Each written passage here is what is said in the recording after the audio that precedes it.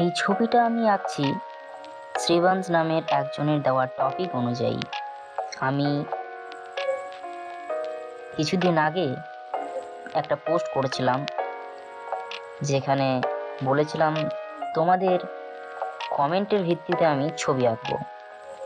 তো সেখানে তিনি আমাকে মেসেজ করেছিলেন আকাওলা by Tanmoy Pal arts group থেকে। আমি এখনো শিখছি, তাই কোথাও কোনো ভুল হলে আগেই ক্ষমা চেয়ে নিচ্ছি। এই টপিকটা পাওয়ার পর থেকে আমার মনে হয়েছিল এটা আঁকতে মজা হবে আর একটা নতুন চ্যালেঞ্জ হবে, তাই আমার মতো করে যতটা সম্ভব ভালোভাবে ফুটিয়ে তোলার চেষ্টা করেছি। যখন তোমরা কেউ নিজের কোনো ভাবনা বা টপিক শেয়ার করো তখন সেটা আমার কাছে শুধু একটা অনুরোধ না, একটা নতুন দৃষ্টিভঙ্গি। তোমাদের আইডিয়াগুলো আমাকে নতুন কিছু শেখায়।